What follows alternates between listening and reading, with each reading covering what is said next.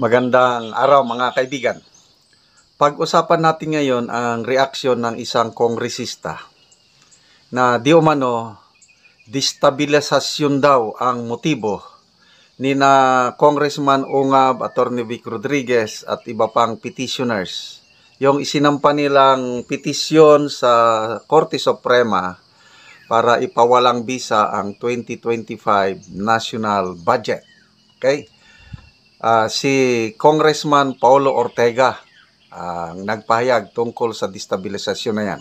Pakinggan lang muna natin itong balita ng GMA tungkol sa kasong isinampa sa Supreme Court. Korte Suprema ang petisyon na ipawalang bisa ang 2025 national budget dahil sa pagkakaroon ng mga blanco sa BICAM report na pinagbasihan nito. Nakatutok si Jonathan Andal.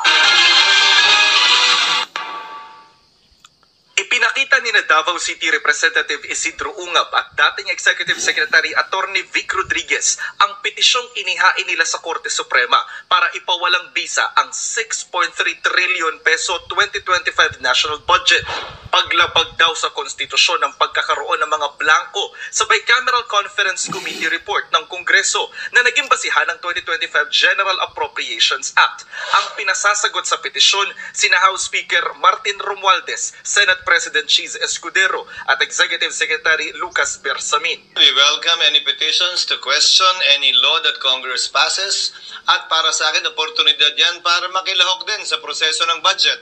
Ang Korte Suprema, ang third branch ng pamahalaan. Hindi ito dapat katakutan, hindi ito dapat ikabahala.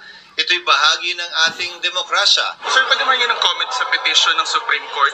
At sa petition nilang kung Ungab sa Supreme Court na...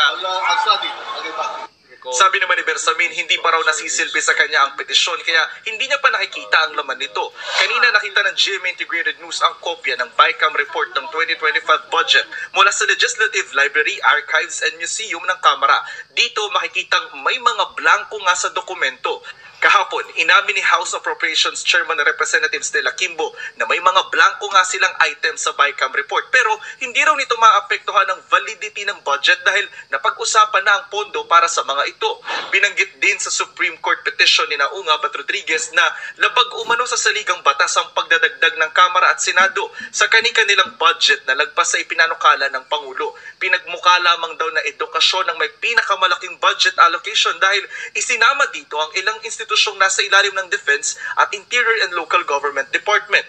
At labag din daw sa konstitusyon ng pagtanggal sa pondo ng PhilHealth. Pero sabi ni Lanao del Sur Representative Zia Alonto Adyong, Vice Chairman ng Appropriations Committee, the PhilHealth is technically a income generating agency eh. So it's a wrong nomenclature to say na ito ay budget binibigay annually. It's a subsidy of the government. Para sa GMA Integrated News, Jonathan Andal, nakatut. Okay, so napakaganda po yung comment ni Senate President Escudero na it's a welcome development yung pag-file ng kaso sa Supreme Court. It's an opportunity for them to answer. Nakakapagtaka, itong si Congressman Paulo Ortega, iba ang line of thinking niya, destabilisasyon daw. Okay, basahin ko itong post ng News 5. Isa umanong sinadyang hakbang ang petisyon na inihain sa Korte Suprema kaugnay ng ilang provision sa 2025 General Appropriations Act upang i-destabilize ang gobyerno. Hakbang rin umano ito para baliktarin ang desisyon ng Kongreso sa pag-alis ng 1.3 billion mula sa Office of the Vice President dahil sa umano'y kakulangan ng transparency sa paggamit ng public funds. Binatikos ni Deputy Majority Leader Paulo Ortega ang petisyong ito na aniya ay isang bahagi lamang ng political ploy para magdulot ng kalituhan at pabagsakin ang administrasyon ni President Bongbong Marcos. Ito na yung exact words ni Congressman Ortega. Let us not mince words. This petition is an effort to undo the decision of Congress to cut 1.3 billion from the budget of the Office of the Vice President, a decision rooted in Congress' constitutional duty to ensure that public funds are judiciously allocated. The motives behind this petition are suspect, to say the least. This is not just about budgetary provisions, it's about political leverage. Okay?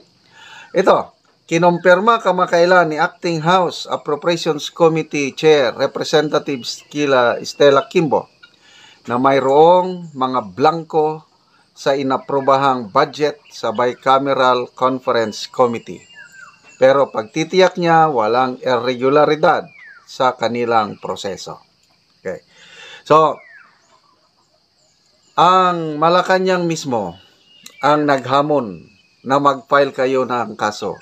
Si Senate President Escudero naghamon din, mag-file kayo ng kaso. Ayun na, nag-file na ng kaso at natutuwa ang Senate President. Yun ang tamang response. So, ang palasyo naman, sa Executive Secretary Bersamin, hindi pa siya mag-comment dahil hindi pa niya natanggap yung petition. So, nakakapagtaka, ano ang basihan ni Congressman Ortega na destabilisasyon yun? Paano maging destabilisasyon ang pag-file ng kaso sa Korte Suprema? Hindi ko maintindihan. Kayo, comment nyo.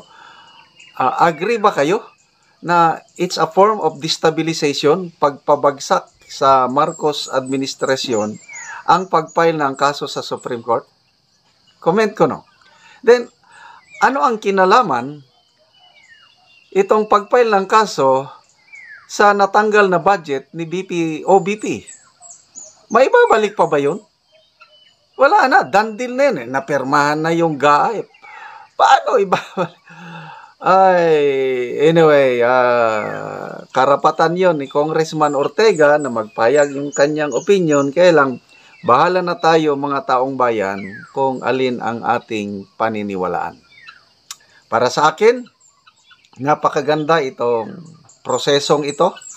Magpasalamat ako kay Congressman Ungab, Attorney Vic Rodriguez at iba pang petitioners sa ginawa nilang ito, at sana ang Supreme Court aksyonan naman kagad. Although mataas ang respeto ko sa Supreme Court. Kasi kung hindi aksyonan yan, wala rin. Kagaya ng 2024 budget, nag-file din ng petition si Senator Pimentel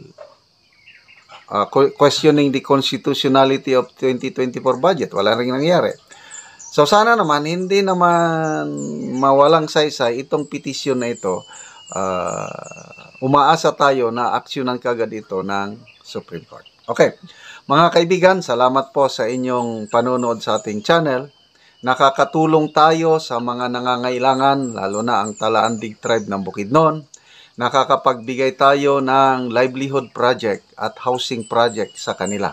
Okay, so ang ipakita kong video ngayon, yung Lakatan plantation o Lakatan livelihood project na namimigay tayo ng libreng seedlings, tinuturuan sila paano pag-alaga ng lakatan, namimigay tayo ng mga abono. So salamat sa inyong suporta, panoorin.